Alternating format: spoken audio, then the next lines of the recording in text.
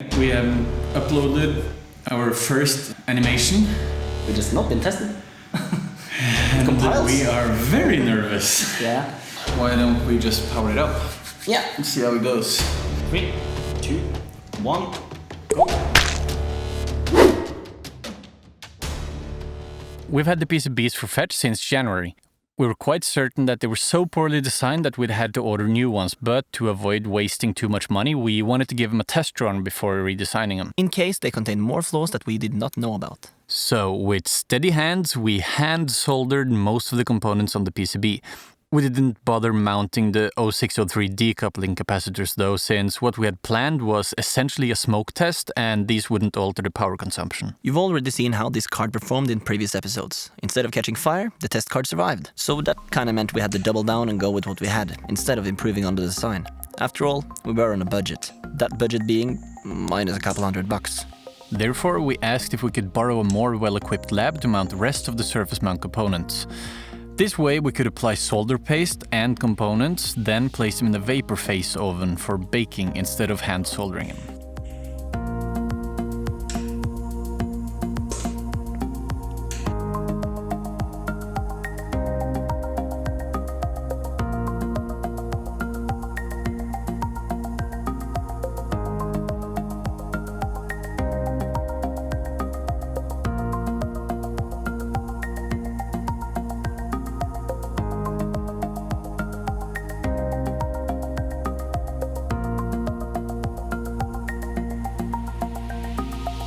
In industrial production, the solder paste is often applied through a custom-made stencil, like this one.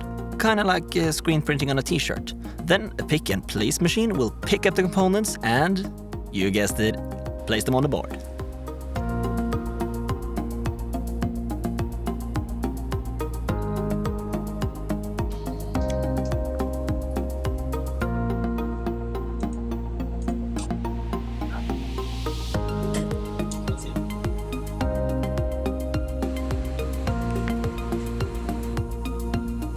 After baking the PCBs, you have to check for so-called tombstones and dry joints. Unfortunately for you guys, we didn't get any tombstones, which is the effect of components being raised to a vertical position by the surface tension in the liquid solder. Kinda like Dracula raising from the grave, but we did get a few dry joints that had to be fixed by hand.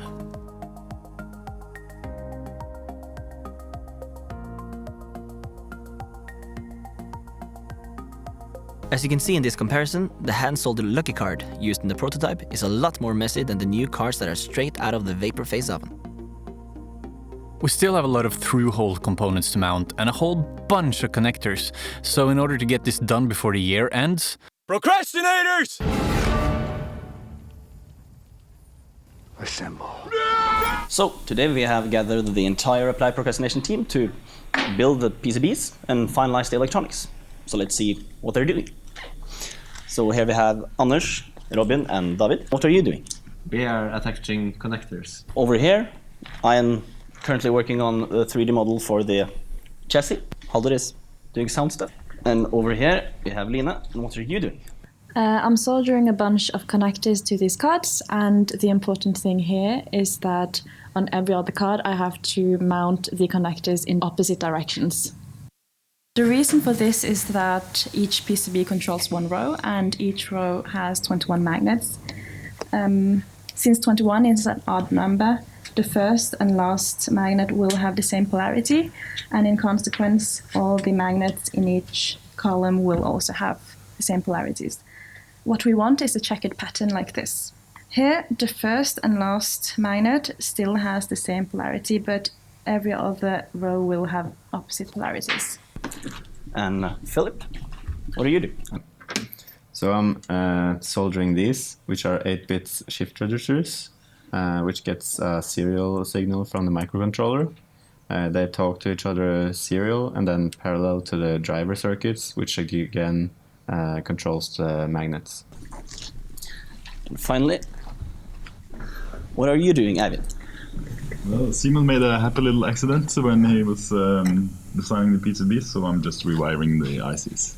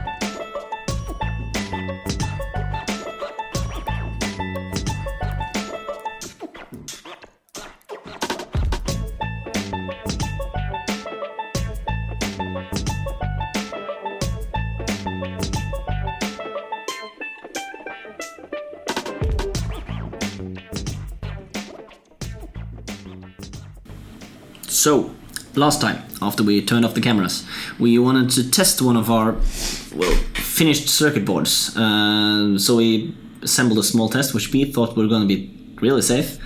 We literally just, instead of putting in one of the magnets, where the magnets should be, the electromagnets, we placed an enormous resistor instead. It's a 10 mega ohms, I think. And we did some simple calculations and thought, well, there can't come too much current through the hair, so this should be safe, fairly safe. So we plugged in the resistor and we did a test, and the result were this thing. One of the ground lanes just said poof and then disappeared. So obviously a lot more current than we thought went through. And the case was, when this happened, we were literally so tired and angry that we just went home. So we haven't actually quite figured out what to do yet. So today I'm just going to try to replace the lane with a wire and try to use a magnet instead, and hopefully it won't blow up in my face. The reason we're not performing any low-level debugging at this point is that this is the lucky PCB that has been with us from the start, so we know it worked without the decoupling capacitors, and the only other difference in our recent test was that the magnets had been swapped with the resistor. Therefore, we want to test if it's still alive before doing anything else. Okay, we have configured up the same setup that we used last time when everything went wrong. We've replaced this resistor with an actual magnet, and the plan is to test if this thing here will stick. And if it does, then it works. If it doesn't, we have a problem. We think the worst thing that can happen is that, well, the card starts burning again, which is obviously bad, but not that bad, because the wires inside the PCB is actually working as fuses. They burn up like a fuse would, like the old fuses would. Now you have a switch instead. In the old days, they would literally be just a wire that burned up when too much current went through them. So it will look a bit scary. We'll get some smoke and everything. So Amund will be the safety mechanism and have a very safe acrylic piece of acrylic that he can turn off the power with over there. We will also have a dings here that we can turn on and off the power. And, well, yeah. Let's just try. Yeah. See how it goes. Shouldn't be very spectacular. Better safe than sorry, I guess. Yeah. You can turn it off, turn it on without that, but okay. It's not as fun. Alright. So Arduino is plugged in. The magnet should be on. No, it should not be on because we haven't turned on the power. And it's not on. So now I'm going to turn on the power. Are you ready to turn off the current in case something goes wrong? Yep. 3, 2, 1. Current is drawn. No smoke. That's a good sign. Let's see if it... Hey. Boom! Nice. So the problem was this. Why? Well, as everyone knows, a larger resistance draws a larger current. That's basic physics. Yeah, that's first year electronics, right? Well, if you don't know electronics, that's the opposite of what should happen. Like, that's the intuitive thing is that a large resistance should mean a small current. In this case, a large resistance. This is mega ohm scale. Yeah. This is hundreds of ohms maximum. So we figured this should be safer, but apparently it's not. And we don't really know why. So what do you say we try to check out the schematics or something? Schematics or something, yeah. Join us into the schematic software. Oh, one more thing. We've had a look through our schematics, and we couldn't identify a reason for bringing all of you into that rabbit hole with us. Instead, we'll save that discussion to the end of the video. So if you're curious about what went wrong, don't turn off after the final scene. Now, let's mount the rest of the connectors to the magnets. That took way longer than we expected, so we couldn't get it done on our assembly day.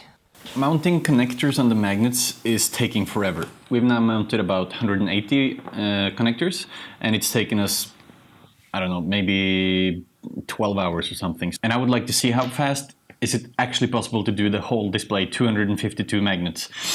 I'm gonna do one now on timer, and let's see how fast it goes. Ready, set, go.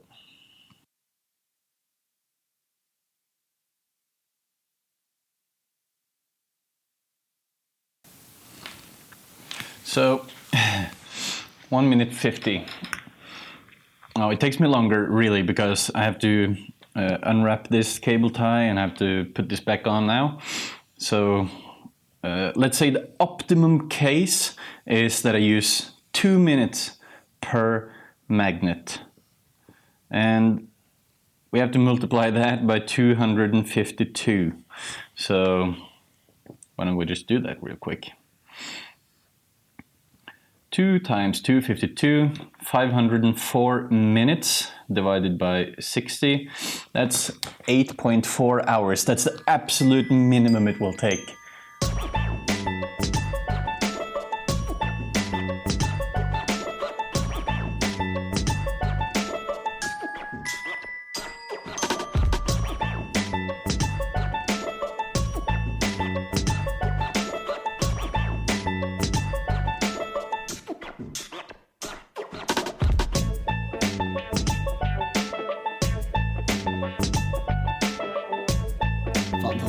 Fan.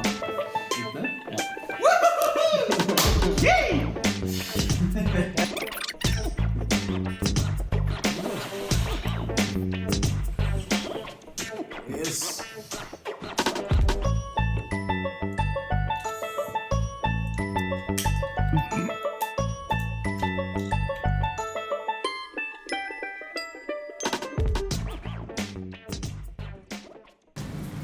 So we're going to test the polarity of the magnets, that we have connected them correctly to the connectors. Basically a 50-50 chance that we have screwed some of them up. So let's just test with set up an Arduino to shift through the shift registers. So we should have one magnet on at a time, and we can use these buttons to go back and forth. Let's just test, nothing's on. Then we try to shift in once. That should turn that one on. Oh, yeah, there it is. There it is, nice. And we can shift through it, whoa. This is... That's cool. And we can shift back. Ah. Okay. Exactly what we expected to happen, but it's still cool. That's literally the exact thing we expected to happen. We need to stop to be excited about things we know is going to happen. Yeah. But, okay, so... yeah, this magnet will be attracted now even if the magnet's off, but hopefully it should be unattracted to every second magnet now. Okay, so which magnet is on now? Nothing. No one? Okay. First, there it's on. Okay. Try the next one, hopefully it should be repelled. I don't Still feel any difference. Nothing? Nah, it feels the same. Okay. Yeah, okay. Then we need to rethink this. We've been rethinking this. So it turned out, well, we expected the permanent magnet to be able to be attracted to a magnet of a given polarity and then repelled by an electromagnet of the opposite polarity. But it turns out, since these are magnetic by default, by nature, we weren't able to tell the difference. So we had to figure out another way to measure the polarity of the electromagnets. And hence comes the passive electromagnet. So it's just the same electromagnet, it's just not connected to any power. But when we move these magnets towards an active magnet, we should be able to induce a current in the passive one. So when we go towards it, we'll induce one kind of current, and the opposite current will be induced when we go outwards. Since we have connected this magnet to an oscilloscope, we'll be able to measure the voltage that the current creates. And for one polarity, we will get a peak when we go inwards, and a notch when we go outwards. And for another polarity, the opposite will experience the opposite. So let's just try it. And now we will turn on that magnet. So let's see what happens when we go inwards. We get a notch. And we take it off. We get a peak. You get a peak. Okay, so that's one polarity. And then for the next one, we expect the opposite. So when we go inwards, Peak. goes up. Take it off. Notch. Next one. Yeah, inwards it goes down. Outwards it goes up. Nice. So for the three first, we have the correct polarity as we expect. So let's just do this for 252 magnets.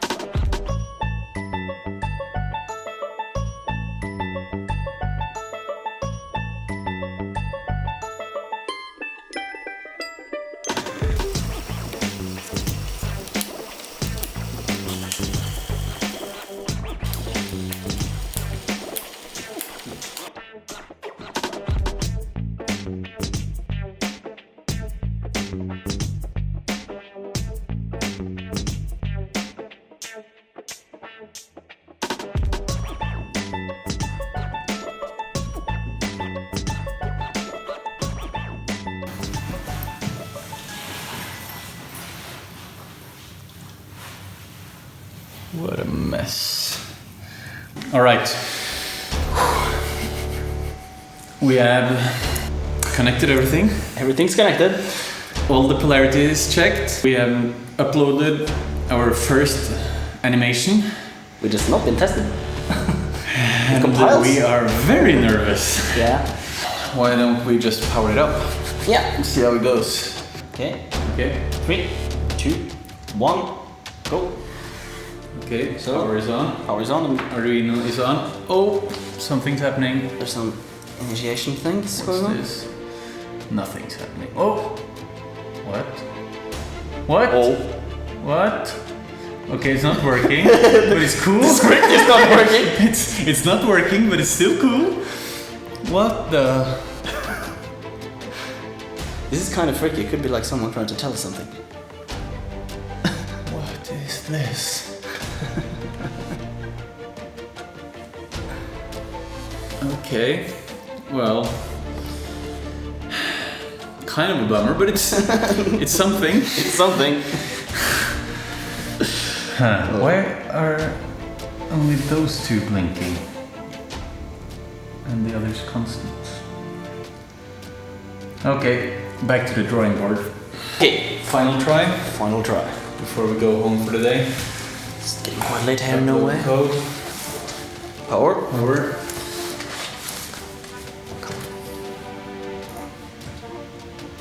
Oh, What's going on? I think it restarted.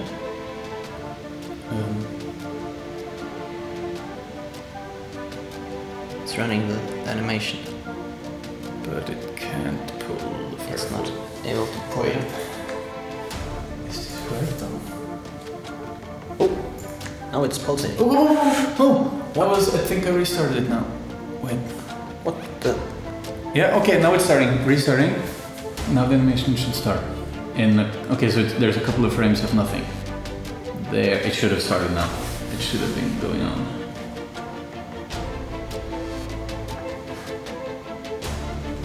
Yeah, okay, so it has trouble pulling it up, Yeah. but that's just timing. Whoa!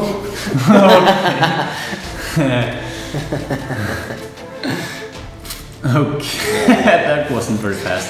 But okay, this is something. So we need to build in slingshotting again. No, we just need to figure out timing. Wait. Our script is way too slow. That's the problem here. I'm pretty sure that's the problem.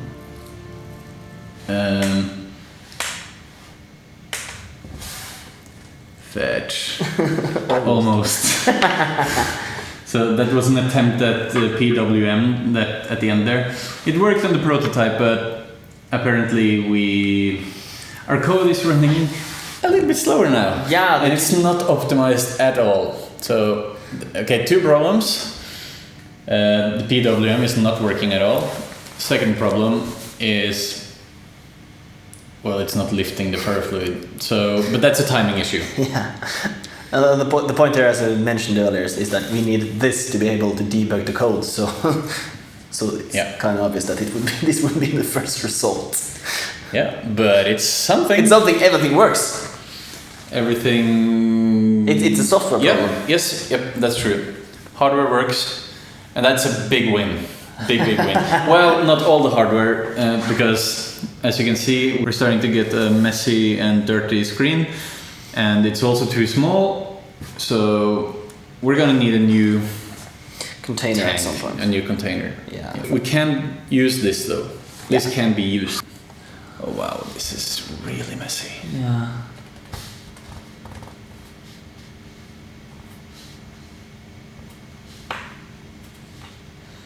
So you can't really see the animation that we're even trying to do here, but Come on.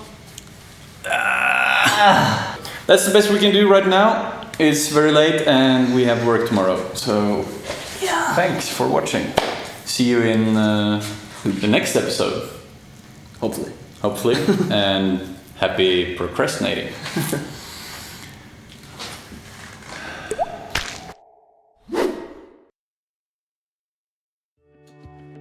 Now, let's talk a bit about how our PCBs got burned. First of all, thanks for hanging with us this far, but let's just dive into the technicalities. Here's a circuit that exists for each driver in our ULN 2004 ICs. Maybe one of you can help us figure out what went wrong. What we did was to plug a 1 mega ohm resistor over here, and that fried our PCB. The IC did not take any obvious permanent damage, and in fact we still use this card in our current setup. Called PCBs to the burnt, the broken, the resurrected, the hand-soldered, the queen of the dogmatics.